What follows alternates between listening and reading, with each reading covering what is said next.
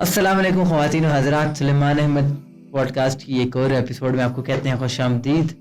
आज का पॉडकास्ट जो हम बहुत लेट शुरू कर रहे हैं, रात के 1 बज चुके हैं और इसको पॉडकास्ट तो नहीं कह सकते, हम गपशप कहेंगे, क्योंकि आज जो हमारे साथ गेस्ट हैं एक ऐसी फील्ड से ताल्लुक़ रखते हैं जिस फील्ड के बारे में हमें 0% भी नॉलेज नहीं है।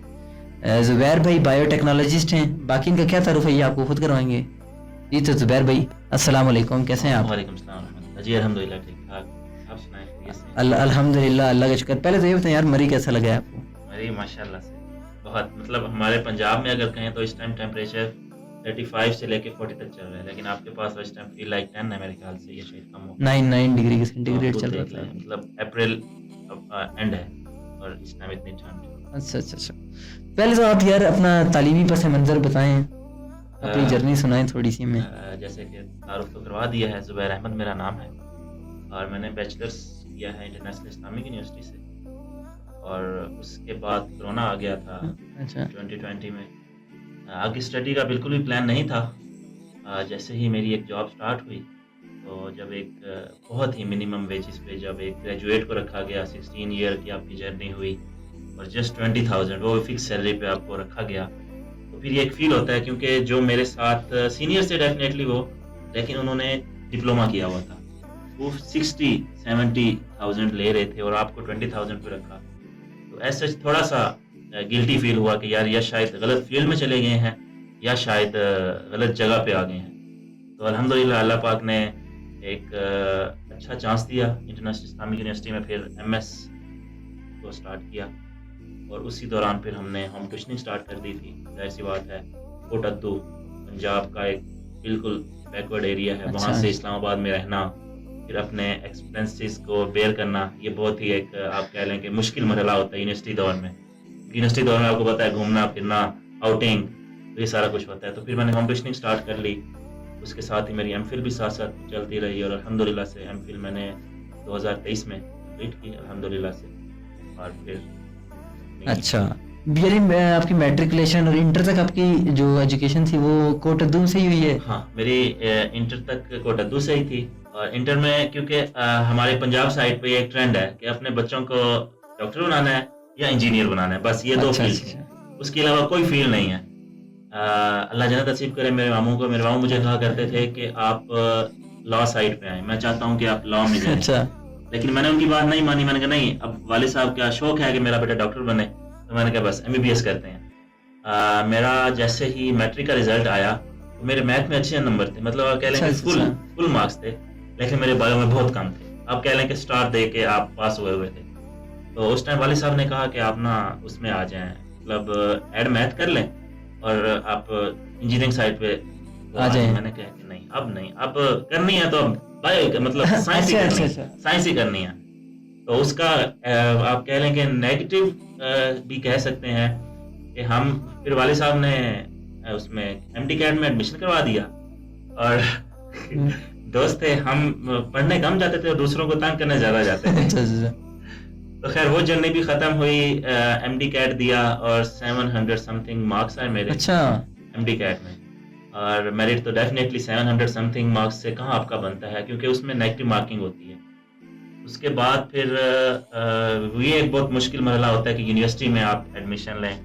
तो मेरे पास मुझे जो फैमिली की तरफ से 2 ऑप्शन मिले थे, उधर ही रहें या हमारे कोटद्दू के साथ है लिया, उसका बीजेडयू कैंपस है, आप उधर ही मतलब पढ़ें या फिर लोकल ही अपने शहर में ही। तो मैंने सोच लिया था, माइंड में था कि नहीं यार ज़ुबैर कहीं बाहर जाना है, मतलब यहाँ से मूव करना है।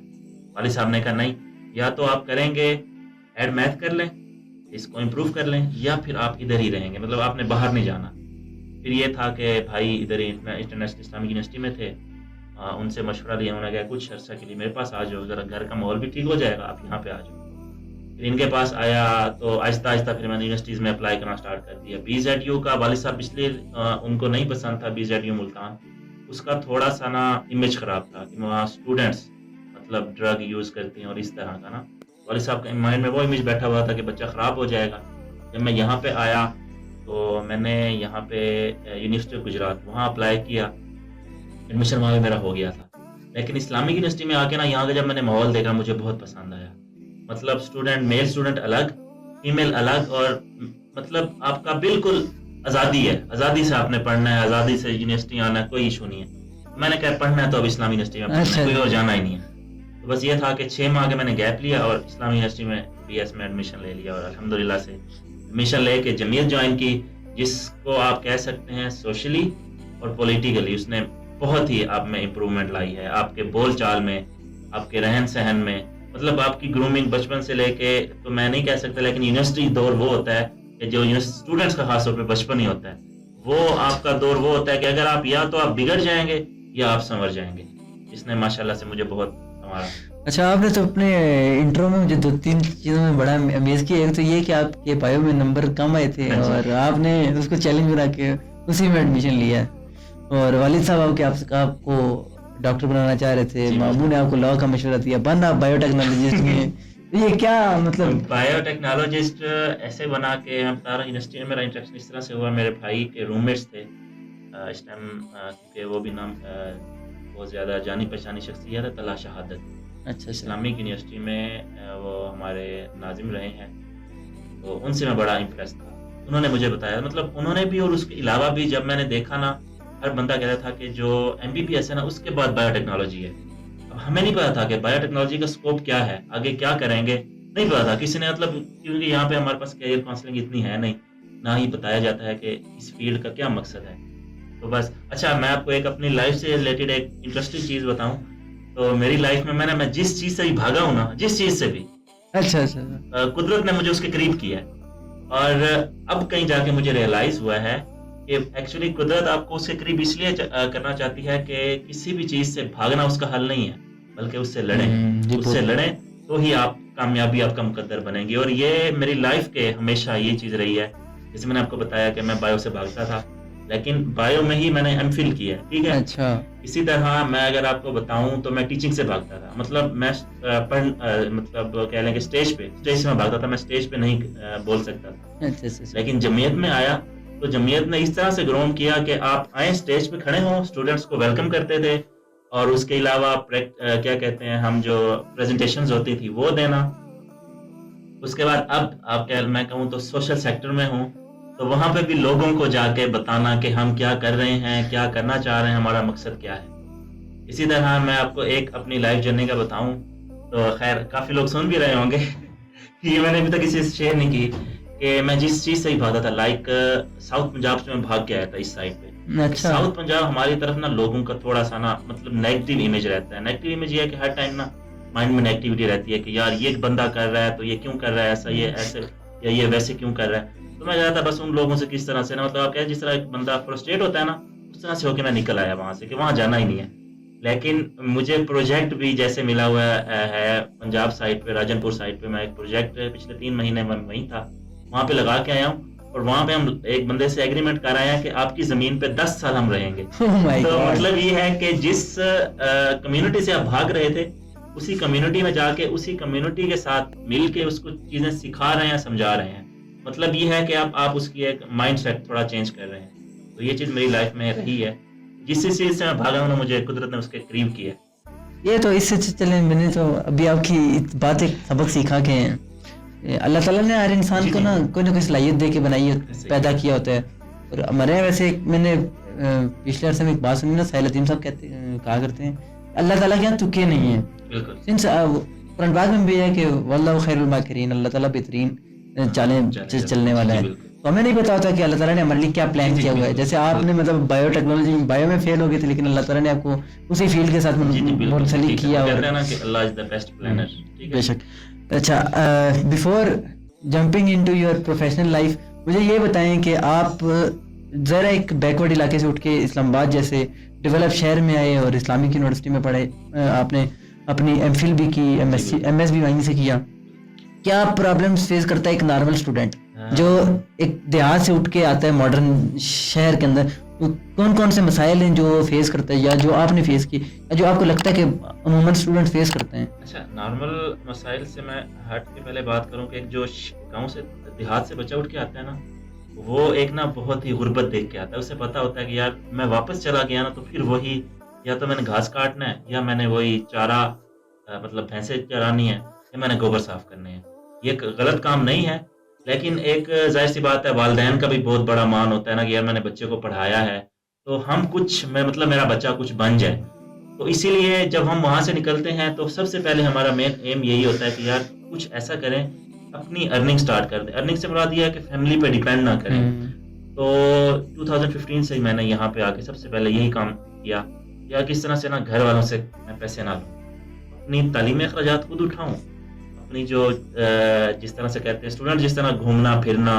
अच्छा, मैं मजे की बात बताऊं तो यूनिवर्सिटी दौर में मेरे जानने वाले भी इस टाइम देख रहे होंगे, यूनिवर्सिटी दौर में मैंने कोई टूर्स नहीं किए, कभी बाहर नहीं गया। अगर टूर्स किए भी हैं तो कोशिश होती थी जो फ्री टूर जा रहे हैं उस पे जाऊँ मैं। अच्छा यूनिवर्सिटी की तरफ से या जन्नत की तरफ से टूर ऑर्गेनाइज कर लिए और हम उस पे जाते थे। मतलब ये था कि वहाँ आपको प्रॉब्लम यही फेस करने पड़ते हैं। एक तो नया माहौल होता है, आपने उसमें खुद को एडजस्ट करना ही करना है। Because the reason is that कि आप वापस गए तो फिर आपकी हार है। आप वो कहते हैं ना कि डर के आगे जीत है। तो यहाँ पे आके ना बहुत इश्यूज थे, लेकिन अल्हम्दुलिल्लाह से मेन इशू यही होता है कि यार जहाँ आप एक छोटे से शहर में रह रहे हैं, 10,000 में भी आप गुजारा कर सकते हैं। खैर 10,000 भी मैं शायद ज़्यादा अमाउंट बता रहा हूँ, 2,000 मुल्तान में इस टाइम मेरे कज़न बता रहे थे कि 2,000 में एक रूम मिल जाता है। अच्छा हाँ, 2,000 में आपको मंथली बेस पे एक रूम मिल जाता है, मतलब पिंडी हॉस्टल। संभाल 10-12 हज़ार में भी नहीं मिलता। आपको रूम मिल जाता है और खाने वगैरह के लगा के वो कह रहा था कि 3500 में हम वहाँ पे अच्छा गुजारा कर लेते हैं। अच्छा हाँ, मुल्तान साइड पे। तो आप खुद देख लें कि जहाँ आप 2,000 3,000 बड़ी हद 5,000 में गुजारा कर लें, यहाँ पे आपका 15,000 में भी गुजारा बहुत मुश्किल है। सबसे पहले आपको अपने बजट एडजस्ट करना कि यार इस बजट में आपने गुजारा करना है, वो एक सबसे बड़ा चैलेंज होता है।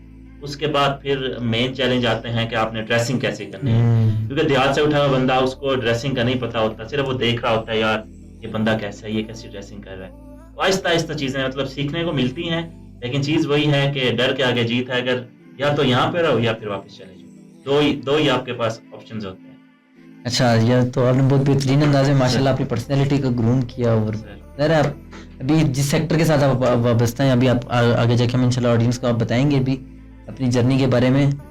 तो माशाल्लाह बहुत बेहतरीन अंदाज में आपने ग्रूम किया। अल्लाह ताला आपको इसी तरह ही मज़ीद सलाहियतों से नवाजे। मुझे ये बताएं, आपने अपनी गुफ्तगू के दौरान कहा कि मैंने जब इस्लामिक को चूज़ किया, उसकी एक वजह ये थी कि यहाँ कोई एजुकेशन नहीं है यार, लड़कियां और लड़कों के सेपरेट कैंपस हैं। उस एरा में, जिस एरा में लड़के ऐसी यूनिवर्सिटियां तलाश करते हैं कि जहाँ कोई एजुकेशन हो, ऐसा माहौल मिले जहाँ हम इंजॉय कर सकें ज़िंदगी। ज़रा को एजुकेशन के जो लुत्फ है वो ज़रा जवानी की एज ही ऐसी होती है, ऐसे में आपके जहन में ऐसा ख्याल आना ज़रा। अच्छा, इसमें आपको बताता चलूं कि 5वीं के बाद मैंने हिफ्स किया था। अच्छा माशाल्लाह। अब 5वीं के बाद हिफ्स किया, और हिफ्स का भी मेरा ये ड्यूरेशन रहा कि एक बार हिफ्स किया उसके बाद मैंने छोड़ दिया। मतलब 3 बार हिफ्स किए, मैं छोड़ दिया। उसमें यह था कि जो हमारे कारी साहब थे जिनसे लगाव हो जाता है, मतलब उन्होंने आपको पढ़ाया, तो जहाँ पे हम रह रहे थे कारी साहब छोड़ के जा रहे थे वो एरिया। तो हमने कहा कि अब कारी साहब जा रहे हैं तो फिर हिफ्स करने का फ़ायदा नहीं है, तो मैंने भी इसकी छोड़ दिया हिफ्स। उसके बाद फिर कार साहब ने मुझे बुलाया। कार साहब ने कहा कि यार आपने एक बहुत अच्छी फील्ड चूज़ किया, तो आप इसको परसू करें, आप छोड़ें नहीं। मैं कार साहब आप जा रहे हैं, तो कहते नहीं उम्मीद शायद मैं यहाँ रह जाऊँ, कोई पता नहीं रिस्क जहाँ पे लिखा होगा।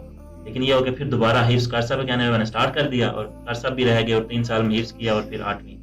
फिर ये था कि ना शुरू से ही ना जिस स्कूल में मैं पढ़ा हूँ, मतलब पंजाब साउथ पंजाब में जो स्कूल्स होते हैं वहाँ पे भी कोई सिस्टम नहीं होता, कोई एजुकेशन नहीं है, स्कूल की तो वैसे ही नहीं होती।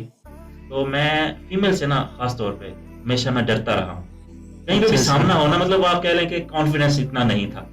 इसलिए इस यूनिवर्सिटी का इंतखाब ये था कि यहाँ पे आपको फीमेल से इंटरेक्शन नहीं होगी, ठीक है। अगर फीमेल से इंटरेक्शन हो गई तो फिर आपको अपने ऊपर बहुत ज्यादा मेहनत करनी पड़ती है। मेहनत से मुराद ये है अच्छी ड्रेसिंग करके जानी है, ठीक है।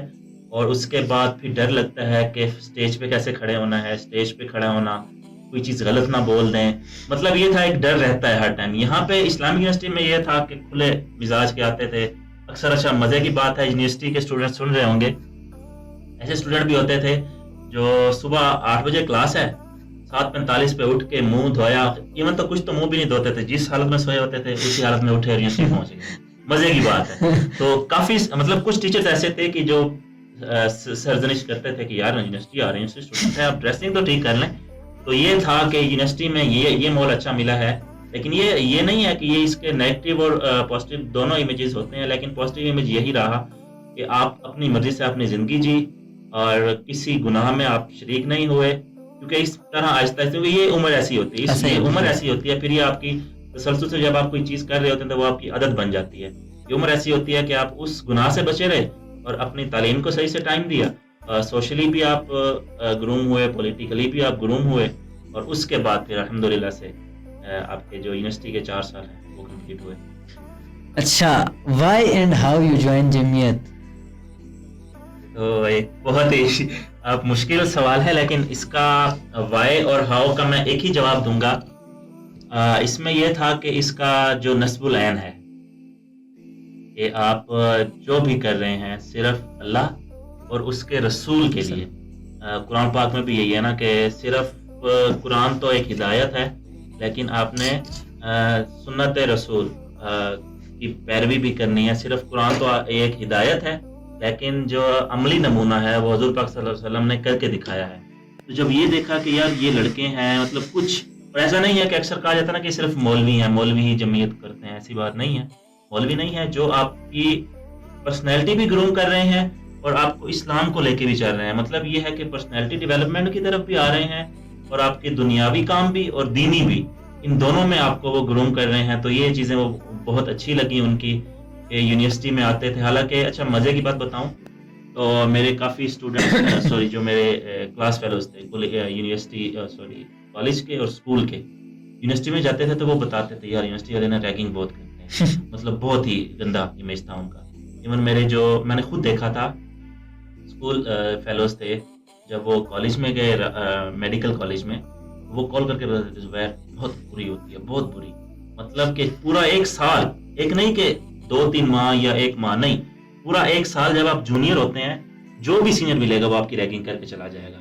और आप खाने के टाइम बैठे हुए हैं, आप सो रहे हैं और रैगिंग करते हैं। यहाँ पे इस्लामिक यूनिवर्सिटी में ये बहुत अच्छा, खैर जमीयत का तो वो बाद में पता चला जब तारुफ हुआ। तो जिस यूनिवर्सिटी, इस्लामिक में नहीं, जिस यूनिवर्सिटी में है वो नए स्टूडेंट का वेलकम करते हैं, वो उनको फूल देते हैं।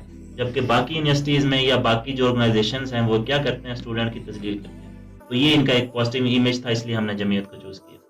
अच्छा अच्छा अच्छा, यानी कि रैगिंग वाली बिल्कुल, ये बहुत अच्छा फैक्टर था जिसने आपको मुतासर किया। वैसे ओवरऑल रैगिंग कल्चर के मैं भी बड़ा खिलाफ हूँ। ये अजीब कल्चर है। मतलब लोगों अपनी एंटरटेनमेंट के नाम पर आप दूसरे जूनियर स्टूडेंट्स की तज़हीक करें और उनकी तजलील करें।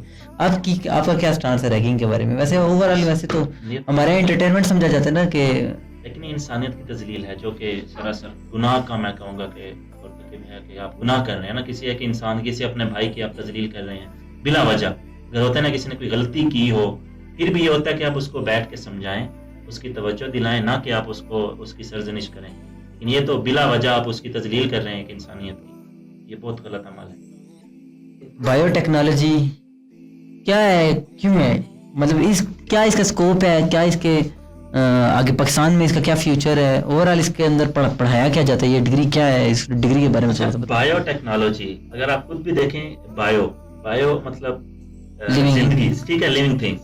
टेक्नोलॉजी मतलब कि किसी भी चीज में जो नई टेक्नोलॉजी एडवांसमेंट इन्वॉल्व हो रही है, हम इसकी जो डेफिनेशन होती है वो इस तरह से करते हैं कि लिविंग थिंग्स में हम टेक्निक्स इन्वॉल्व करते हैं, उसमें इनोवेटिव चीजें लाते हैं। उसको आप कह लेंगे, इस तरह एक हाइब्रिड गाड़ी है ना, इस तरह एक गाड़ियां हैं, हाइब्रिड गाड़ी का नाम दे दी गया। पुराने इंजन में कुछ ऐसी चेंजिंग्स कर दी गई, कुछ ऐसी चेंजिंग्स कर दी गई कि वो फ्यूल कंजप्शन भी कम और हर चीज कम। मतलब यही होता है कि उसको हमने हाइब्रिड का नाम दे दिया। तो यहाँ पे भी बायोटेक्नोलॉजी में भी हम ऐसी लिविंग थिंग्स में ऐसी चेंजेस करते हैं कि इंसानी ज़िंदगी में वो आपको कह लें कि रहनुमाई प्रोवाइड करें या आपको फ़ायदा दें, तो उसको हम बायोटेक्नोलॉजी कहते हैं। अच्छा, इसमें फिर बायोटेक्नोलॉजी की भी आगे ना डिफरेंट फील्ड्स हैं। 3 फील्ड ले लें, लाइक आप एग्रीकल्चर साइड पे चले जाएं, एक कंपोनेंट हो जाएगा। आप मेडिकल साइड पे आ जाएं, या फिर आप तीसरा इसका होता है एक्वाना, मतलब एक्वा कल्चर आप कह लें, या आप उसको कह सकते हैं कि समंदरी जो आप कह लेंगे हशरात वगैरह हैं या जानदार हैं, उनमें आप चेंजिंग्स करके तो उनसे आप क्या फ़ायदा ले सकते हैं। अच्छा, मैं आपको मज़े की बात बताऊं तो बायोटेक्नोलॉजी में क्योंकि जब तक बैचलर्स था ना, क्योंकि हमारे पास इधर पाकिस्तान में ख़ास तौर पे स्कोप तो इसका बहुत है। अब आहिस्ता समझ आ रही है, जब हमें हमारे सीनियर्स कहते थे कि अभी नहीं है, लेकिन इंशाल्लाह इन फ्यूचर बायोटेक्नोलॉजी का ही है। अब पता चल रहा है बाकी फ्यूचर बायोटेक्नोलॉजी का है, लेकिन उनका है कि जिसने कोई अच्छी रिसर्च, कोई अच्छी इनोवेशन ले आया है वो। अच्छा, पाकिस्तान में इसका स्कोप ज़्यादा इसलिए नहीं है कि हमारे पास यहाँ पे लैब्स नहीं है। हमारी यूनिवर्सिटी में हमारे जो बायोटेक्नोलॉजी का कह लें कि सिर्फ और सिर्फ जब हम आए थे उस टाइम 2 क्लासेस थी, 2 रूम्स थे और तकरीबन 8 क्लासेस थी और 2 रूम थे। खुद देख लें, इस्लामिक यूनिवर्सिटी में 8 बैच चल रहे थे और जस्ट 2 रूम्स थे आपके पास, और बारी-बारी हम आते थे, पढ़ते थे और बाहर इंतज़ार कर रहे थे अब ये क्लास निकले तो हम जाएँ पढ़ें। अच्छा, फिर मज़े की बात है कि पहले सेमेस्टर से, जैसे मैंने आपको बताया, जमीयत ज्वाइन कर ली, तो पहले सेमेस्टर में ये तहरीक चला दी हमने कि हमें क्लास दें। ज़ाहिर सी बात है, हमसे आप फीसें ले रहे हैं, तो हम जाके ना जो चेयरमैन थे उसके रूम के सामने बैठ गए और अच्छा। मेरी क़यादत में स्टूडेंट्स आके मतलब मैंने स्टूडेंट्स को इकट्ठा किया, कोई ज़्यादा हमारी तादाद नहीं थी, 20 स्टूडेंट्स थे। हमने जाके चेयरमैन के रूम के सामने बैठ गए। चेयरमैन आया तो कहते हैं क्या वजह है? हमने कहा सर हमें रूम चाहिए, ज़ाहिर सी बात है आप हमसे 60-70 हज़ार फीस ले रहे हैं, तो एटलीस्ट हमें क्लासरूम तो प्रोवाइड करें। कहते नहीं, आप गलत जगह बैठे हैं, वो आप डीन के पास जाएँ, मैं तो आपको नहीं दे सकता। मैंने कहा सर आप हमारी रहनुमाई तो कर सकते हैं। फिर उन्होंने हमें डीन के पास भेजा। खैर हमने कुछ तरीके चलाई तो उस तरीके का फ़ायदा ये हुआ कि 1 साल बाद आहिस्ता-आहिस्ता हमें क्लासरूम्स मिलना स्टार्ट हो अच्छा। गए। तो अब तक 2000 आप कह लेंगे 24 चल रहा है, हमारे बायोटेक्नोलॉजी की पूरी एक जो बिल्डिंग है ना, मतलब पूरा पोर्शन वो मिल चुका है। जिसकी वजह से हमारे जो जूनियर्स हैं उन सबको एक-एक क्लास अलॉट हुई हुई है कि आपने ये रूम आना है, इस टाइम आपकी क्लास होगी। तो कहने का मकसद ये था कि उस टाइम हमारे पास लैब्स भी नहीं है, इवन अभी भी नहीं है, इतनी लैब्स नहीं है। उस टाइम हमारे पास 2 लैब्स थी, अब हमारे पास 4 लैब्स हो चुकी हैं। रिसर्च उस लेवल की नहीं हो रही। अच्छा, और फिर ये होता है कि स्टूडेंट्स को पढ़ाया भी ठीक से नहीं जाता, मतलब गाइड नहीं किया जाता। अब मैंने जो बैचलर्स अपना किया था, मेरी जो रिसर्च थी वो मेडिकल साइड पे थी, मतलब माइक्रोबायोलॉजी में मैंने रिसर्च की थी। अच्छा। अच्छा। और उस टाइम ये था कि आप कह लें कि शौक था मेडिकल साइड पे जाने का। मतलब जैसे मैंने आपको बताया था कि एमबीबीएस का शौक था, बेटा डॉक्टर बने, नहीं बन सका, तो फिर जब दोस्तों को दिया था यार मेडिकल फील्ड अच्छी है, एमबीबीएस के बैचलर्स के बाद मैंने जो अपनी रिसर्च थी वो मेडिकल में की। तो मैंने कहा कि यार अब बस आगे मेडिकल में ही जाऊँगा। जब देखा मेडिकल में मुझे जो जॉब मिली वो अच्छी नहीं मिली, उसकी पे अच्छी नहीं थी, तो फिर काफ़ी डिसहर्ट हुआ। फिर जैसे ही एमफिल स्टार्ट की तो फिर टीचर से कुछ मशवरा लिया, उन्होंने कहा, मैंने कहा सर जी कुछ गाइड करें प्लीज़। तो सर ने कहा कि इस्लामिक यूनिवर्सिटी में तो आपको ऐसा रिसर्च भी कोई इतनी अच्छी नहीं कराई जाएगी, आप कोशिश करें बाहर कहीं देखें, हमारे पास रिसर्च सेंटर अच्छे-अच्छे हैं। फिर मैंने कहा सर आप प्लीज़ गाइड करें मुझे। तो सर ने कहा कि अगर आने वाला दौर एग्रीकल्चर का है, तो एग्रीकल्चर में कुछ करें। तो मैंने कहा सर मुझे तो कुछ भी नहीं पता, क्योंकि हमें बैचलर्स में भी नहीं बताया गया।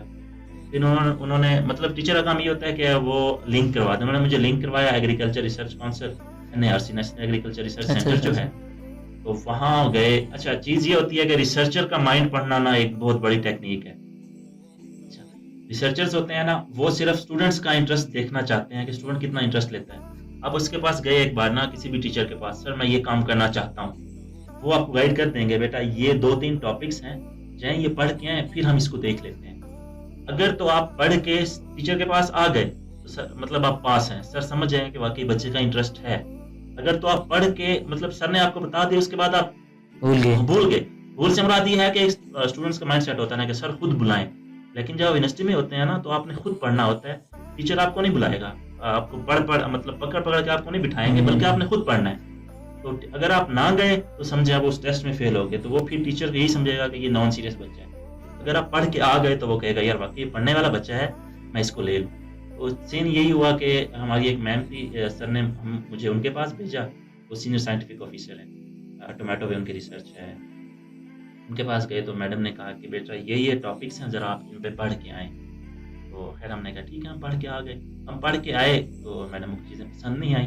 फिर तकरीबन हमने 3 माह तक ना हम बैठे रहे, हमें कुछ समझ ना आया। हम मैडम को जो चीज़ दें मैडम रिजेक्ट, जो चीज़ दें मैडम रिजेक्ट। हम परेशान, यार पता नहीं हम कहीं गलत फील्ड में आ गए हैं, क्या किया। खैर 3 माह का जो हमने वो टेस्ट था ना, एक मतलब वही है कि एक टेस्ट था। जब टेस्ट पास किया तो मैडम ने कहा कि अब मैं सिर्फ आपकी रिसर्च को चेक करना चाह रही थी कि आप कितना इंटरेस्ट लेते हैं, कि ये ना हो कि आप तंग तो नहीं आ जाते चीज़ों से, लेकिन आपने साबित कदमी से और सब्र से काम लिया, आपने किया है। तो अब ये टॉपिक है, इस पे हम आगे काम करना चाह रहे हैं, इसका आप प्रोटोकॉल बनाएं, इस पे आप सिनॉप्सिस लिखें।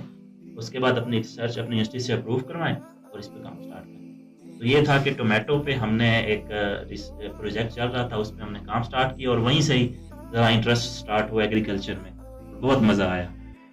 सो देयर इज अनदर लेसन कि कंसिस्टेंसी बहुत ज़रूरी है। बहुत मतलब ज़रूरी। हमारे यहाँ अक्सर ये बहुत मतलब कॉमन चीज़ है, लोग बहुत जल्दी हार मान जाते हैं, दिल फेंक जाते हैं। मतलब हमारे साथ यूनिवर्सिटी में बहुत सारे स्टूडेंट्स ऐसे होते हैं ना कि वो ज़रा या टीचर की बात समझ नहीं आई या खुद से कोई समझना की कोशिश नहीं की, थोड़ा इंटरेस्ट ना हुआ तो यार मुझे लगता है मैं इस डिग्री के लिए नहीं बना, ऐसी बात कर जाते हैं स्टूडेंट्स। तो आप इस वक्त इस फील्ड के अंदर हैं और क्या कर रहे हैं, किस इदारे के साथ जॉब कर रहे हैं और क्या आजकल जिम्मेदारियां हैं आपकी? अच्छा, अभी रिसर्च का जैसे मैंने बताया था हमने स्टार्ट की। अच्छा, रिसर्च स्टार्ट करने के बाद मैं वो वाइस स्टूडेंट था अपने आप कह लेंगे बैच का यूनिवर्सिटी में, जिसकी रिसर्च टाइम पे कंप्लीट हुई। रिसर्च जो होती है ना आपकी 1 साल की, 1 साल आपका एमफिल में कोर्स वर्क होता है और 1 साल आपका रिसर्च होता है। उसमें से भी पहले 6 माह आपने रिसर्च करनी होती है, अगले 6 माह में आपने उस पर थीसिस लिखना है, थीसिस अप्रूव करवाना है और आपने अपना डिफेंस देना है।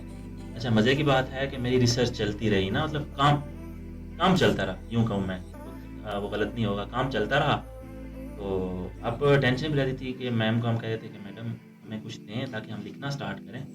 अब जाहिर सी बात है वो एक इदारा है नेशनल एग्रीकल्चर रिसर्च सेंटर और वो गवर्नमेंट का इदारा है, वो अपना डाटा कभी भी आपको नहीं देगा क्योंकि उसने भी डाटा आगे रिप्रेजेंट करना होता है। और ये भी होता है कि टीचर्स जो आप कह लें कि ट्रस्ट लेवल बिल्ड करना कि कहीं आप उनका डाटा चोरी ना कर दें, क्योंकि रिसर्च होती है मेन चीज़, उन्होंने मेहनत की होती है, उसके काफ़ी पैसे से ज़्यादा आपका टाइम लगा होता है। खैर 6 माह जैसे ही कंप्लीट हुए तो मैंने मैडम को कहा, मैडम प्लीज़ मुझे बताएं कि अब 6 माह हो गए हैं, रिसर्च का क्या बना है? तो मैडम कहते रिसर्च तो आपकी हो गई है। मैंने कहा मेरी हो गई है? तो मैडम कहते जी बिल्कुल आपकी रिसर्च हो चुकी है, आप लिखना स्टार्ट करें। तो उस टाइम भी अब बंदा परेशान होता है, यार अब कैसे लिखें? ये भी एक मतलब अलग से एक है ना हेक्टिक एक टाइम होता है कि यार अब लिखना कैसे है। खैर ये था कि लिखना स्टार्ट करना, आहिस्ता करना स्टार्ट किया, सीनियर से हेल्प ली। तो बिना जैसे यूनिवर्सिटी स्टूडेंट्स का ना एक माइंडसेट होता है ना कि आखिरी दिन जो भी काम करना ना आखिरी रात को करना, मतलब पेपर अगर आपका सुबह है ना, जो तैयारी आखिरी रात होती है ना वो पूरे सेमेस्टर में नहीं होती। तो मेरा तकरीबन प्लान ऐसे हुआ कि अगस्त में ना मैंने मैडम से इजाज़त ली कि अब मुझे ना लिखना स्टार्ट करवाएं, ताकि मैं लिखना। मैडम ने कहा ठीक है आप लिखना, आप नहीं है आप लिखना स्टार्ट करें। मैंने लिखना स्टार्ट कर दिया। तो सितंबर में एक वैकेंसी आई कफाला फाउंडेशन में लाइवलीहुड ऑफिसर की। उसमें जस्ट हम क्योंकि जॉब्स, हमें माइंड सेट यही था यार जॉब्स नहीं है। तो मैंने देखा क्वालिफिकेशंस में ना उन्होंने लिखा हुआ बायोटेक्नोलॉजी, बस अंधेधुंध मैंने अप्लाई कर दिया। बायोटेक्नोलॉजी लिखा हुआ है, अप्लाई कर दें इसमें। हाँ बस बहुत है। खैर बायोटेक्नोलॉजी था तो अप्लाई किया उसमें। तो फिर उन्होंने चीज़ें पूछी कि टनल फार्मिंग के हवाले से आप क्या जानते हैं, कंट्रोल इन्वायरमेंट, क्योंकि ये काम किया हुआ था, हाथ से गुजरी जो चीज़ होती है ना उस पर कॉन्फिडेंस आपको बिल्ड हो जाता है। तो मैंने इंटरव्यू में वो सारी चीज़ें बता दी, तो उनको चीज़ें पसंद आई मेरी। उन्होंने कहा चलें माशाल्लाह अच्छी बात है। उन्होंने फिर मुझे हायर कर दिया। इस टाइम मैं अगर आपको बताऊं, कफाला फाउंडेशन एक इदारा है और हम एग्रीकल्चर इंटरवेंशंस पे काम कर रहे हैं। आप कह लें कि क्लाइमेट रेजिलिएंट, क्योंकि क्लाइमेट चेंज बहुत ज़्यादा हो रहा है। और फूड सिक्योरिटी के हवाले से हमारा मेन है, वैल्यू एडिशन के हवाले से, मतलब इनोवेटिव एग्रीकल्चर, ट्रेडिशनल एग्रीकल्चर से हट के इनोवेटिव एग्रीकल्चर में हम कुछ कर जाएँ, हम ये काम कर रहे हैं इस टाइम। कफाला फाउंडेशन मेरी जिम्मेदारी है एग्रीकल्चर की जितने भी प्रोजेक्ट्स हैं, एज आ प्रोग्राम ऑफिसर काम कर रहा हूँ इसमें। और जितने भी प्रोजेक्ट्स हैं लाइक टनल फार्मिंग जिस तरह मैंने बताया है, ये भी ट्रेडिशनल ही है। इसकी जो इनोवेटिव या आप कह लें कि जो एडवांस फॉर्म है वो है हाइड्रोपोनिक टेक्नोलॉजी। टनल फार्मिंग भी आप कह लें कि वर्टिकल फार्मिंग करते हैं हम इसमें। ट्रेडिशनल में ये होता था ना कि हमने कोई चीज़ लगाई, उसको लगा के छोड़ दिया, खुद ही वो बढ़ रही है और खुद हो रही है। वर्टिकल फार्मिंग में ये होता है कि आपने पौधे की केयर करनी है, उसको सीधा ऊपर बेलों पे चढ़ाना है या रस्सियां से बांधनी है। इसमें ये होता है कि एक पौधे के साथ 8 से 10 मैं अभी इनिशियल बता रहा हूँ, वरना 20 से 25 फ्रूट्स लगे होते हैं। ठीक है, कंट्रोल आपने टेम्परेचर कंट्रोल करना है। ठीक है, हम कैसे इसमें टेम्परेचर कंट्रोल कर सकते हैं? अच्छा मैं आपको एक चीज़ बता दूं कि सब्जियात के हवाले से ना इसको जो टेम्परेचर चाहिए होता है ना 10 से लेके 35 ये आइडियल टेम्परेचर है, या 15 से 35 ये आइडियल टेम्परेचर है। 10 से कम और 35 से ऊपर इस पे ना आपकी जो भी प्लांट्स हैं वो स्ट्रेस में जाना स्टार्ट हो जाएंगे। ठीक है, जो आइडियल टेम्परेचर है, जैसे फॉर एग्जांपल आइडियल टेम्परेचर की मैं मिसाल इस तरह से दूंगा कि गर्मियां है ना, गर्मियां आई हैं आपके पास, आपने एसी चलाना स्टार्ट कर दिया तो आपकी बॉडी भी नॉर्मल काम कर रही है, मतलब जिस तरह से आप बर्गर टाइप बन गया ना, आपको हर चीज आपके जिस्म के मुताबिक मिल रही है तो आप बिल्कुल ठीक है। थोड़ी सी भी गर्मी आपको जिस्म को मिलेगी तो आप थोड़ा सा तंग होना स्टार्ट हो जाएंगे ना, यार गर्मी क्यों आ रही है, थोड़ी सी ठंड आएगी तो आप वो मतलब थोड़ा सा डिस्टर्ब हो जाते हैं। तो सेम पौधों का होता है कि उसको अगर आइडियल टेम्परेचर मिलता रहे तो वो आपको फ्रूट, आपको फ्लावर, हर चीज़ अच्छा देगी। जैसे ही आप उसका टेम्परेचर ऊपर नीचे करेंगे तो वो डिस्टर्ब होना स्टार्ट हो जाएंगे। तो इसमें हम टेम्परेचर कंट्रोल करते हैं, इसमें हम इसकी क्रॉप मैनेजमेंट करते हैं, जिसमें आपने उसको न्यूट्रिएंट्स देने हैं, आर्टिफिशियल न्यूट्रिएंट्स हो गए, ऑर्गेनिक आप कह लें कि आर्टिफिशियल दे दें या ऑर्गेनिक वे में आप उसको दें। इसी तरह आप उसका हम ड्रिप इरिगेशन करते हैं, उसके पानी का अच्छा हम यूज़ करते हैं। हर चीज़ उसकी मतलब मैनेजमेंट अच्छी रखते हैं, जिसमें आपको वो बहुत अच्छी आप कह लें कि प्रोडक्शन दे जाती है। अच्छा, कफाला एग्रीकल्चर की फील्ड में इस वक्त कहाँ पे एग्जिस्ट कर रही है और क्या उसका स्ट्रक्चर है, कितना? अच्छा, इस वक्त हमने जो स्टार्ट लिया था आपके ही शहर से, मरी से स्टार्ट लिया था। जून 2023 की बात है, मतलब मेरी डिग्री कंप्लीट हुई फरवरी में 2023 में, और कफाला को मैंने ज्वाइन किया हुआ था। फिर हमने कुछ एडवांसमेंट इसमें चीज़ें इंट्रोड्यूस करवाई। इधर से हमने स्टार्ट लिया सिर्फ एक स्ट्रक्चर से। इस टाइम अल्हम्दुलिल्लाह से हमारे पास 50+ स्ट्रक्चर्स लगे हुए हैं। अच्छा, टनल्स के, सिर्फ टनल्स के अगर मैं बताऊं तो। और पहले सिर्फ हम 1 क्रॉप कर रहे थे, लाइक सिर्फ क्यूकम्बर। इस टाइम हम 6 क्रॉप्स हमारे पास हैं, मतलब मल्टी क्रॉपिंग कर रहे हैं। मरी में इस हमारे पास इस टाइम क्यूकम्बर, ब्रोकली, उसके बाद स्टीविया, ये एक मेडिसिनल प्लांट है, अल्टरनेट शुगर है, उसके बाद टोमेटो, और हमारे पास बाकी मल्टी क्रॉपिंग में गार्लिक हो गया, ऑनियन हो गया। ये चीज़ें तो हम जो टनल्स में करते हैं वो हम आप कह लें कि जो हाई प्रोडक्शन होती हैं वो करते हैं, और बाकी हम बाहर एक्स्ट्रा प्रोडक्शन मतलब बाहर और पौधे भी लगाते हैं, जिससे क्या होता है कि मल्टी क्रॉपिंग हो रही होती है और जो आप इन्वेस्टमेंट कर रहे हैं वो आपकी इन्वेस्टमेंट वापस आ रही होती है। और अगर आप बाकी शहरों की बात करें तो कश्मीर में हम इस टाइम हैं रावलाकोट, हटिया। पंजाब में चले जाएं तो हम राजनपुर, मैंने लगाया था प्रोजेक्ट दिसंबर 2023 लास्ट ईयर ही लगाया है। अल्हम्दुलिल्लाह से इस टाइम तक हमारे पास वहाँ 15 स्ट्रक्चर लगे हुए हैं वॉकिंग टनल्स के। अच्छा, टनल्स में भी ना इसकी टाइप्स होती हैं डिफरेंट। अच्छा, वॉकिंग टनल, हाई टनल और लो टनल। वॉकिंग टनल आप कह लें कि ये मूवेबल होते हैं कि आप अगर इसको कहीं और भी लगाना चाहें तो आप इसको इजीली लगा सकते हैं। लो टनल जो हम होते हैं उसका कंसेप्ट ये है कि जहाँ पे जब कह लें कि दिसंबर जनवरी कोहरे का मौसम होता है जब बहुत ज़्यादा, तो उस सब्जियों को या पौधों को कोहरे से बचाने के लिए हम उसके ऊपर ना छोटी पॉलीथीन शीट दे देते हैं 2 महीने। उसको ये नहीं है कि फुली कवर रखते हैं, थोड़ा बहुत हम उठाते रहते हैं, पानी देना है, पौधों को देखना है। ये लो टनल है। हाई टनल होती है, ये फिक्स स्ट्रक्चर होते हैं, आपने एक बार स्ट्रक्चर लगा दिया तो वो फिक्स है, उसको आप मूव नहीं कर सकते। और हाई टनल थोड़ा सा एक्सपेंसिव है। जो लो टनल है वो आपका आप कह लें कि फ्रेंडली है, आप इतनी ज़्यादा कॉस्टली नहीं है, तो एक आप कह लें कि मिडिल क्लास बंदा भी इजीली उसको अफोर्ड कर सकता है, लगा सकता है, लेकिन बस इसकी मैनेजमेंट होती है बस। अच्छा, हाई टनल ये जो हमारे यहाँ लगी हुई है एशिया में? नहीं, ये हमारे पास वॉकिंग टनल्स हैं। अच्छा, ये वॉकिंग टनल, ये वॉकिंग है क्योंकि ये मूवेबल है। हाई टनल्स होती हैं आप कह लें ग्रीन हाउसेज वगैरह, आपने शायद नहीं देखे हुए। उस तरह का अगर आप देखें, हाई टनल्स हमारे पास ना 20 से 30 फुट लेंथ की होती हैं और वो फिक्स स्ट्रक्चर्स होते हैं। उसमें आपने उसके आप कह लें कि वेल्डिंग वगैरह करानी है और उस स्ट्रक्चर को फिक्स करके लगा देना है। ये जो हमारे पास स्ट्रक्चर है ये मूवेबल स्ट्रक्चर है। अगर आपके पास ये जगह आपको सूट नहीं कर रही है, ज़मीन मालिक आपको कहता है कि नहीं भाई मेरी ज़मीन आप खाली करें, तो अपना स्ट्रक्चर उठाएं और लेके कहीं और शिफ्ट कर दें। अच्छा, चूँकि मेरी मेजॉरिटी ऑडियंस मरी के लोग, मरी में कितनी जगहों पे टनल इंस्टॉल की हुई है और कितनी प्रोडक्शन यहाँ से आई है? या अच्छा, मरी में हमारे पास अब तक हम तीसरी जगह पे स्ट्रक्चर इंस्टॉल कर चुके हैं और इस टाइम तक हमारे पास 8 स्ट्रक्चर लगे हुए हैं। अच्छा, माशाल्लाह, अल्हम्दुलिल्लाह से।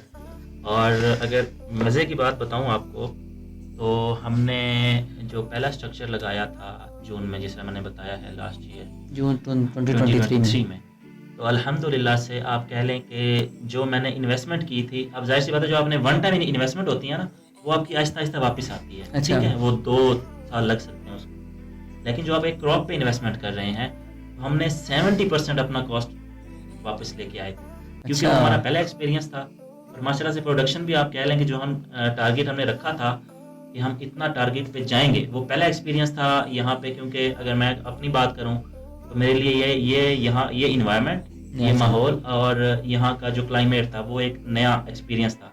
वरना पंजाब में हमारी साइड पे इतनी बारिशें नहीं होती जैसे आपकी साइड पे। तो सुबह आके बैठे हैं, बाद धूप लगी हुई है, थोड़ी देर पता चलेगा बारिश होगी। अच्छा, बारिश होने के बाद धूप निकली है, फिर बारिश हो गई। मतलब यहाँ पे दिन में 2-3 बार भी बारिशें हो जाती है। लेकिन मुझे इस चीज़ का आइडिया नहीं था। यह है कि आहिस्ता आहिस्ता चीज़ें सीखी हैं। तो भी जो पहला स्ट्रक्चर लगाया था हमने 60 to 70% अपना टारगेट अचीव किया था। जो प्रोडक्शन का हमने एक्सपेक्टेड रखी हुई थी, जस्ट मैं अगर आपको बता दूं, एक स्ट्रक्चर से हमने जो एक्सपेक्टेड रखा हुआ था 1200 किलो एक स्ट्रक्चर से हम, मतलब वो स्ट्रक्चर हमारा 70 फीट लॉन्ग और 12 फीट वाइड था। उससे भी हमने रखा हुआ था कि 1200 किलो खीरे उतारेंगे। उसका भी 100% तो अचीव नहीं कर पाए, लेकिन 60 to 70% अल्हम्दुलिल्लाह से हमने अचीव किया। और ये भी एक बड़ी, मतलब पहला आपने लगाया, पहले साल लगाया। हाँ, तो उसके बाद फिर हमने 2 स्ट्रक्चर और लगाए। इस टाइम हमने यहाँ पे 5 स्ट्रक्चर और लगाए हैं। तो हमारे पास टोटल मरी मिस्टम 8 स्ट्रक्चर्स हैं और हर स्ट्रक्चर में अलग अलग हमने क्रॉप लगाई हुई है और अलग अलग क्रॉप की भी अलग अलग वैरायटी है। अगर क्यूकम्बर हमने 2 टनल्स में लगाए हैं ना, तो आप जाके देखेंगे उसकी अलग अलग वैरायटी है। वैरायटियों की ये होता है कि अलग अलग कह सकते हैं कि कंपनियां हैं कि जो हमें खीरे प्रोवाइड कर रहे हैं। खीरे के बीज, तो खीरे भी हमारे इस टाइम लगे हुए हैं, ब्रोकली जिस तरह मैंने बताया है, टमाटर लगे हुए हैं, स्टीविया को आप लाजमी टेस्ट कीजिएगा। ये इसका पत्ता टेस्ट करेंगे तो ये इतना मीठा है ना कि आपकी सोच से भी ज़्यादा, मतलब जैसे मैंने बताया कि चीनी से 200 गुना ज़्यादा मीठा है ये, मतलब चीनी का अल्टरनेट है। अच्छा, एग्रीकल्चर के अलावा भी कफाला मजीद प्रोजेक्ट्स पे काम कर रही है? अच्छा, एग्रीकल्चर के अलावा बिल्कुल, जैसे कि अभी IT के हम जा रहे हैं आहिस्ता आहिस्ता। चला हमारा प्लान है कि कोर्सेज करवाए जाएं IT में। मेन चीज़ थीम तो ये है कि लोगों का हमने लाइफस्टाइल और लाइवलीहुड इम्प्रूव करना है। तो IT में अब जाहिर सी बात है टेक्नोलॉजी, इसमें भी टेक्नोलॉजी इन्वॉल्व होती है। तो IT में हम डिफरेंट कोर्सेज वगैरह हम वो करवा रहे हैं। यहाँ पे मरी से स्टार्ट ले रहे हैं। इसी तरह आप कह लें कि जो हमारा है हनी बी का भी है हमारा। ये भी खैर एग्रीकल्चर का एक कंपोनेंट है। उसके अलावा हमारा लाइफ स्टॉक का भी इंशाल्लाह प्लान है इन फ्यूचर, वो भी हम करेंगे। अच्छा, what is the vision of कफाला? कफाला का विजन यही है कि सस्टेनेबल मॉडल, मतलब ये कि एक तो चैरिटी फ्री बनाया जाए इस नेशन को, एक और ये है कि किसी भी विलेज में आप एक इन्वेस्टमेंट करते हैं या एक नई टेक्नोलॉजी लेके आते हैं, लोग आके देखते हैं। इन शॉर्ट अगर मैं ये कहूँ कि सीइंग इज बिलीविंग, मतलब जो लोग देखेंगे उसी पे यकीन करेंगे। तो कफाला जाती है एक जगह पे, वहाँ अपना एक प्रोजेक्ट लगाती है, एक नई चीज़ लेके जा रही है ना। लोग ट्रेडिशनल में कर रहे हैं, हम आते हैं उसको दिखाते हैं कि जो आप 1 एकड़ से फ़ायदा उठा रहे हो वो हम 1 मरले से उठा रहे हैं। आपकी जगह ज़्यादा है, हमारे पास जगह कम है बेशक, लेकिन फ़ायदा आप भी उतना उठा रहे हैं, हम भी उतना उठा रहे हैं। फिर वो वाकई उसको वो चीज़ फैसिनेट करती है कि यार वाकई ही वो, जिस तरह हम एक विजन, जिस तरह मैंने बताया ना कि सीइंग इज बिलीविंग, हम करके दिखाते हैं कि आप आएँ ये चीज़ करें। क्योंकि लोग थोड़ा सा डरते हैं, इन्वेस्टमेंट ज़्यादा है इसमें। लेकिन अगर आप देखें, इन्वेस्टमेंट बेशक है इसमें, लेकिन ये 1 टाइम इन्वेस्टमेंट है। फ़ायदा इसमें 200% अगर मैं कहूँ तो कम नहीं होगा, 200% ज़्यादा है। विलेज में जाते हैं, उसको हम वहाँ जाके एक सेटअप लगाते हैं। उस विलेज को क्या फ़ायदा हो रहा है? उस विलेज को ये फ़ायदा हो रहा है कि अगर फॉर एग्जांपल उसकी सब्जियां बाहर से आ रही थी, तो वो सब्जियां उसकी लोकल जितनी भी उसकी डिमांड है वो उधर से उसकी पूरी हो रही है। उसके बाद जो हम वहाँ पे हमें लेबर चाहिए होती है, वो भी उस एरिया की हमें हो रही है। मतलब ये है कि उसकी जो आप कह लें कम्युनिटी है, उसके रोज़गार का ज़रिया बन रहा है, और जो उसकी सब्जियात हैं वो भी उसके सामने ही उसकी वो भी पूरी हो रही हैं। और आप कह सकते हैं कि इस तरह के स्ट्रक्चर जब एक बंदा देखता है, अगर वहाँ का कोई बिजनेसमैन है, वो देखता है कि यार दूसरे काम में मुझे इतना फ़ायदा नहीं हो रहा, वो इस काम की तरफ आता है। तो आहिस्ता आहिस्ता ये फिर मल्टीपल होते हैं। तो ये एक हमारा विजन लेके चल रहे हैं हम कि एक विलेज को उठा के फिर पूरे पाकिस्तान को दिखाया जाए कि हम एक विलेज में हमने ये काम किया, उसका ये मतलब अपना विलेज अपने पाँव पे खड़ा हुआ, उसने ये काम किया, तो क्यों ना हम हर विलेज ये काम करना स्टार्ट कर दे। तो बहुत अच्छा, माशाल्लाह, बहुत अच्छा विजन है। अल्लाह ताला कफाला को इस विजन में कामयाबी अता फरमाए और इसके साथ जुड़े लोगों को भी कामयाबी अता फरमाए। मुझे ये बताएं, आपका विजन क्या है? What is your vision of life? क्या अचीव करना चाहते हैं ज़िंदगी में? क्या देखना चाहते हैं अपने आप को 20 साल के बाद? अच्छा, मजे की बात है, हर बंदे का एक विजन होता है ना, हर बंदा कुछ ना कुछ लेके निकलता है। अगर पढ़ता भी है तो उसने एक ऐसे माइंडसेट ही। बनाया होता है कि यार मैंने कुछ अच्छा करना है, और करना है तो कुछ कुछ भी करना है बड़ा। तो मेरा विजन यही था कि मैंने ना अपना कोई ना कोई बिजनेस करना है। अच्छा अच्छा, आपको मजे की बात बताऊं तो यूनिवर्सिटी दौर से ही ना मैंने डिफरेंट बिजनेस में काम मतलब स्टार्ट कर दिया था। यूनिवर्सिटी में ही मैंने अपनी एक कॉफ़ी शॉप ओपन की थी। अच्छा अच्छा हाँ, और क्योंकि अच्छा ये था, अच्छा कॉफ़ी शॉप ओपन करने के पीछे भी एक हिस्ट्री थी। इसकी हिस्ट्री ये थी, मतलब एक स्टोरी थी। स्टोरी ये थी कि मैं कॉफ़ी बहुत अच्छी बनाता था। क्या ठीक बात है। है, हमें भी पिलाएंगे फिर अच्छा, आज। कॉफ़ी अच्छी बनाता था, जैसे मैंने बताया कि जमीयत में रहे हैं, तो जमीयत का जो भी साथी आता है, "ज़ुबैर भाई कॉफ़ी बड़ी अच्छी बनाते हैं, आएँ आप कॉफ़ी पिलाएँ।" ज़ुबैर भी आपको पता है कभी मैं ना करता नहीं था, मैं कहता ठीक है आ जाएँ। अच्छा, आहिस्ता-आहिस्ता सुनते-सुनते अकेले तो आ रहे होते, फिर अपने दोस्तों को लेके आने लग गए, वो भी आ रहे। फिर मैंने सोचा यार ज़ुबैर भाई मेहनत भी कर रहे हैं, आते हैं। ये अक्सर ये होता कि वो अपने दूध और वो चीज़ें ले आते थे, मैंने कहा अच्छा ठीक है अच्छा। कोई मसला नहीं। मैंने फिर सोचा यार ज़ुबैर भाई मेहनत भी कर रहे हैं, अब ज़ुबैर भाई के ग्राहक भी बनना स्टार्ट हो गए हैं, जुबैर भाई क्यों ना कॉफी इसको भी अच्छी बनाते हैं। क्यों ना इसको बिजनेस एज अ बिजनेस लिया जाए। मैंने क्या किया, मैंने छोटा सा अपना एक सेटअप लगाया, रूम से स्टार्ट किया। अच्छा उसका एक मैंने मतलब वो क्या कहते हैं पम्फलेट सा बना दिया, रेट लिस्ट लिख के लगा दी मैंने। सिंपल कॉफी 100 रुपए की। अच्छा चॉकलेट कॉफी, चॉकलेट में क्या होता था कि हम कोको पाउडर मिक्स कर देते थे ना, मतलब टेस्ट डालना है उसका। वो कॉफी आपको 120 रुपए की। अच्छा, उसके बाद अगर थोड़ी सी हम उसमें मलाई वगैरह डाल देते थे, वो हम 150 का कप देते थे। और मैंने फिर एक इस कॉफी में एक नई किस्म निकाली थी जिसमें मैं ड्राई फ्रूट्स डाल देता था, क्या बात है। वो मैं 200 की बेचता था। चलो जाहिर सी बात है, आप किसी भी चीज में जाते हैं तो लोग बातें तो बनाते हैं। जब मैंने कॉफी में ड्राई फ्रूट डालना स्टार्ट किया तो लोग कहते थे यार ये क्या बना रहे हैं कॉफी, ये क्या, ये तो वो होगी कश्मीरी, जिस तरह हम कश्मीरी चाय बनाते चाय हैं, बनाते हैं तो ये तो आपका वो मिक्सचर है। मैंने कहा यार ये एक नई चीज है ना, आप करें। तो मेरा वो माशाल्लाह से अच्छा चलने लग गया था। हाँ, जमीयत ने बहुत ज़्यादा सपोर्ट किया इसमें। अच्छा जमीयत का जैसे हमारे हर साल एक्सपो लगते हैं, तो हाँ यूनिवर्सिटी जमीयत ने इतना सपोर्ट किया कि उन्होंने मुझे स्टॉल दे दिया है कि ज़ुबैर भाई क्योंकि आप माशाल्लाह से बहुत अच्छा काम कर रहे हैं, तो आप यहाँ पे आके स्टॉल लगाएं। एक्सपो में। हाँ जी, अच्छा मैंने अच्छा एक्सपो में स्टॉल लगाया तो मज़े की बात है, आप यकीन नहीं करेंगे, सिर्फ एक दिन में मेरे 200 कप सेल हुए थे।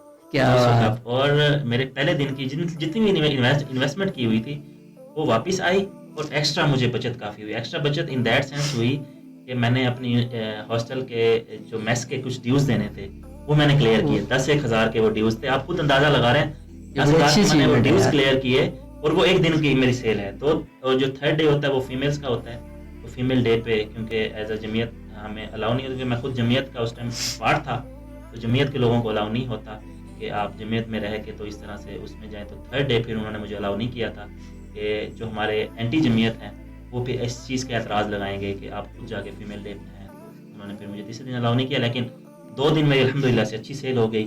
उसके बाद फिर हॉस्टल में ही मैंने ब्रांड बना के ना माउंटेन्स कैफ़े के नाम से मैंने अपना अच्छा कैफ़े बनाया। मेरा हॉस्टल कुवैत हॉस्टल का शायद आपने नाम सुना होगा। कुवैत हॉस्टल अगर कभी नाम नहीं सुना तो फैसल मस्जिद अगर आप जाएँ, जी जी। तो फैसल मस्जिद की बैक साइड पे है कुवैत हॉस्टल, जंगलों के बीच में। तो उधर से मैंने आइडिया लिया, माउंटेन्स कैफ़े ना, माउंटेन्स के बीच में कैफ़े है, अच्छा अच्छा तो अच्छा। वहाँ से फिर हम रूम डिलीवरी करते थे। रूम डिलीवरी है। हाँ, वहाँ पे मेरा अच्छा सेटअप चलता रहा, लेकिन बस कोरोना जब आया तो कोरोना ने सब कुछ यानी कि खत्म बिजनेस माइंड आपका। किया। बिज़नेस शुरू से ही था, तो जब इधर आए एग्रीकल्चर का शौक भी था, मज़े की बात है। अच्छा एग्रीकल्चर का शौक भी था, लेकिन जब आए बिज़नेस मैंने तो खैर शुरू से ही था। जब यहाँ पे आए, जब देखा कि यार ये काम बहुत अच्छा है ना, मतलब एज़ सच आप इसको बिज़नेस भी ले सकते हैं, इसको कम्युनिटी वेलफेयर के भी ले सकते हैं, ये लोगों के लिए अच्छा है। तो यहाँ ये इस काम का शौक, और इस काम में आप कह लें कि जो काम आपका पैशन भी बन जाए ना और आपका शौक भी हो, उसमें फिर मज़ा भी आता है करने में। बिज़नेस का माइंड तो पहले से ही था, शौक इस चीज़ का भी था। तो ये जब दोनों मिले तो बहुत मज़े से और किया काम के, इसमें फ़ायदा बहुत ज़्यादा है कि आप छोटी सी इन्वेस्टमेंट कर रहे हैं, छोटी सी इन्वेस्टमेंट 1 साल में आपकी रिकवर हो रही है। तो इसीलिए इस काम में ऐसा आया कि और अपनी स्किल इन्हांसमेंट के पे भी फुल फोकस किया। ऐसी बात है, जब एक बच्चा यूनिवर्सिटी, खासतौर पर यूनिवर्सिटी का स्टूडेंट जब पढ़ के आता है, सिर्फ किताबी कीड़ा होता है, सिर्फ पढ़ा होता है। प्रैक्टिकल हमारी हमारी यूनिवर्सिटीज़ में प्रैक्टिकल का बहुत फुकदान है, जिसकी वजह से आप पीछे, हम पारा पाकिस्तान स्टूडेंट्स पीछे इसलिए हैं, प्रैक्टिकली हमें नहीं कराया जाता। तो यहाँ कफ़ाला ने मुझे ये एक बहुत अच्छा प्लेटफॉर्म दिया है कि जितना मैं पढ़ चुका था वो तो सिर्फ पढ़ाई की हद तक था, यहाँ पे आके मुझे प्रैक्टिकली वो काम करने का मौका मिल रहा है। तो अल्हम्दुलिल्लाह से एक बहुत बड़ी अचीवमेंट्स हैं कि हम आहिस्ता आहिस्ता ग्रो कर रहे हैं। और ये एक बहुत बड़ी अचीवमेंट है कि सीख के आगे जा रहे हैं और लोगों को आज सिखा रहे हैं। कॉफ़ी कब पिला रहे हैं फिर आप हमें? सर जब आप कहेंगे। चले, कॉफ़ी तो हम आपसे पियेंगे, लेकिन आपने अपनी इस बात से एक नया दूसरा छेड़ दिया कि हमारी यूनिवर्सिटीज़ के अंदर प्रैक्टिकल नहीं करवाया जाता। ये बहुत बहुत बड़ा अलमिया है और बहुत बड़ा एक ड्रॉबैक है हमारे एजुकेशन सिस्टम का। मतलब हमें भी 5 साल 6ठा सेमेस्टर मुझे मीडिया में, और हमें अभी आज तक ऐसा प्रैक्टिकल नहीं करवाया। हालांकि हमारी तो फील्ड ही ऐसी है कि प्रैक्टिकल के बिना आप मतलब कैसे सर्वाइव करेंगे मीडिया में। यहाँ पे आपको एक मज़े की बात बताऊं, शायद आपके लिए भी ये एक शायद नई बात होगी। हमारे यहाँ पे पाकिस्तान में जितने भी प्रैक्टिकल इदारे हैं ना, आप कह लें कि रिसर्च सेंटर्स हैं, वो हमारे इदारे के पास है। हमारा बड़ा इदारा, ठीक है। अच्छा। आप नस्ट का नाम ले लें, ठीक है। नस्ट इसका आप खुद बेहतर जानते हैं। अच्छा, उसके बाद निपजी एक इदारा है। अच्छा। निपजी, ठीक है। ये नाम है मैंने पहली बार सुने। फैसलाबाद में है, बायोटेक्नोलॉजी एडवांसमेंट पे है। ये भी ये फैसलाबाद में है, ये हमारे मम्मी के पास है। इसी तरह हमारा आप कह लें कि IBGE के नाम से, IBGE के नाम से, ये भी हमारे इदारे के पास है। इसी तरह जितने भी रिसर्च सेंटर्स हैं ना, ज़्यादा वो हमारे बेसिक इदारों के पास हैं। तो मैं यही कहूँगा कि उन्हीं से रिक्वेस्ट भी करूँगा कि आप हमारे स्टूडेंट्स को, मतलब पाकिस्तान की जो यूथ है वो बहुत कुछ करना चाहती है, आप उनको मौका दें। आप बाकी इदारों में भी अगर क्योंकि बाकी यूनिवर्सिटीज़ में मैं नहीं समझता कि उस तरह से हमारे पास कोई लैब्स वगैरह या वो चीज़ें हैं। अगर हैं भी सही तो शायद फ़ाल नहीं है, या फिर उनके पास फ़ंड नहीं है, HEC फ़ंड रिलीज़ नहीं करती, या फिर अगर कोई रिसर्च करना भी चाहता है तो स्टूडेंट को कह देते हैं कि आप पैसे लेके आप स्टूडेंट बेचारा जो बहुत मुश्किल से अपना गुजर बसर कर रहा है, फीसें पे करता है, वो कहाँ से रिसर्च का अपना पे करेगा। तो इस तरह के हमारे इदारे हैं।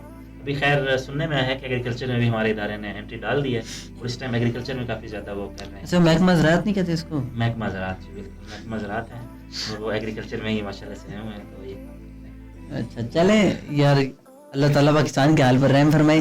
अच्छा, बिल्कुल ऐसे मुझे याद आ गया कि हम इसी साल के पिछले लास्ट ईयर की बात है, तो इसी तरह मैं और जमाल भाई और कफाला में ही होते हैं, उनका नाम मेरे ज़हन में नहीं है, हम एक फर्द से एक मिलने गए तो उन्होंने घर में ही अपना सेटअप लगाया हुआ था। वो बनाते थे ये जो बायोगैस होती है, इसकी मतलब चूल्हे बनाते थे, और वो मतलब आप पोल्यूशन फ्री, और जो आपकी सुई गैस है या दूसरी LPG गैस है, इसको हटा के, यानी इसके बिना आप वो चूल्हे जला सकते हो और गीजर तक चला सकते हो। उन्होंने पूरा सेटअप लगाया, वो बहुत बड़े लेवल पे, मतलब बहुत कमाल की चीज़ें प्रोड्यूस कर रहे थे। तो वो उनका भी रोना यही था कि यार हमारे पास ज़रा कोई इन्वेस्टमेंट नहीं है, उस तरह से गवर्नमेंट ऑन नहीं करती है, स्टेट ऑन नहीं करती है, तो हमें अगर अपॉर्चुनिटी मिले तो पाकिस्तान को बहुत बेहतरीन मतलब ये एक तो इंडस्ट्री बहुत बड़ी मिल जाए इन सेंस के चूल्हे बनाने का और गीज़र बनाने के पूरे कारखाने बने, और दूसरा ये फ़ायदा हो कि जो हमारे जो हैं गाँव खासकर जो पहाड़ी इलाके जितने ज़्यादा हैं, वहाँ पे लकड़ियाँ जो हैं जला के, तो एक तो जंगलों की कटाई कितनी नुकसान दे रही है, और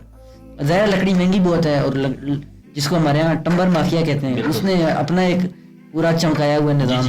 तो इन सारी चीज़ों से वो जो बायोगैस वाला सिस्टम था, वो उसका एक बहुत मौसर सोल्यूशन था जो मैंने खुद अपनी आंखों से विजिट किया था। तो ये बहरहाल एक हमारे यहाँ इस सिस्टम का फ्लॉ है कि हम नहीं ऑन करते इस तरह की चीज़ें। टैलेंट को कभी हमने आगे नहीं दिया। अच्छा, टैलेंट कभी हमने आगे आने नहीं दिया। अगर कोई आगे आना भी चाहता है, हम उसको ऐसे मसलों में उलझा देते हैं कि वो उसके अंदर जो क्रिएटिविटी होती है वो ख़त्म हो जाती है।